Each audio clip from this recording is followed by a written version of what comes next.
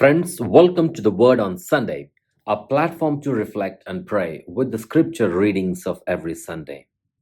We now have arrived at the conclusion of the liturgical year, and the readings invite us to embrace Christ the King.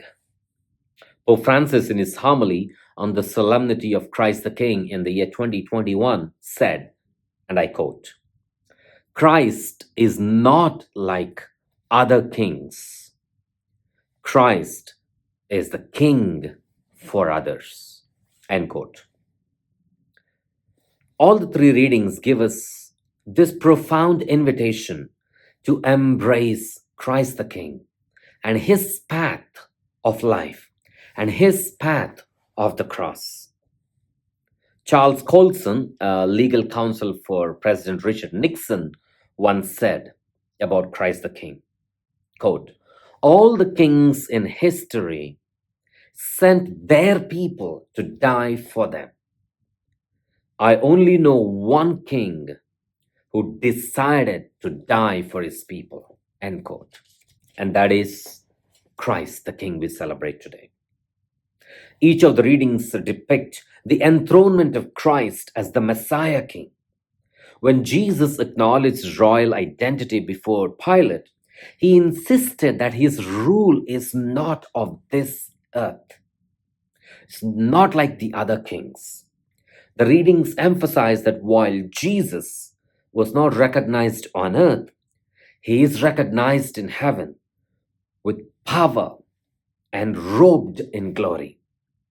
His dominion that he received is from God, and it is universal, and it will last forever.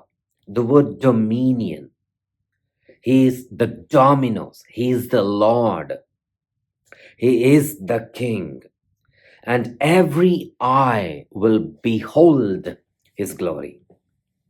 The Solemnity of Christ the King celebrates the realization of all of our theology.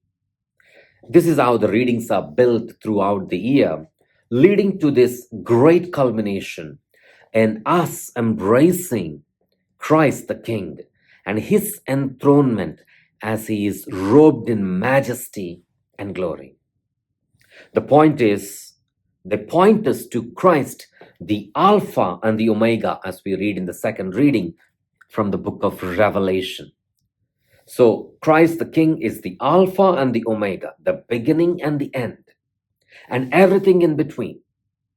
But as Christ the King is celebrated and enthroned, are we embracing this Christ the King, who is the beginning and the end, or are we running after the kings or multiple kings that are coming in between?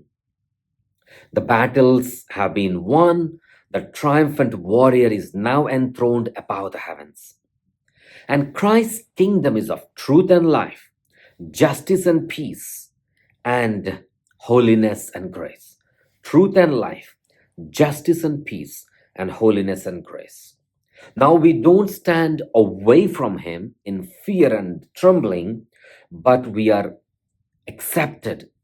We are embraced in our own human vulnerability by this Christ the King. And this Christ the King has loved us so much that he handed himself over to suffering and death so that we will live. As Charles Colson said, all kings in the history of the world sent their people to die for them. But Christ is the King who decided to die for his people so that we may live. This life is given to us in baptism and sustained at every step of our life of faith through sacraments, and we live by faith.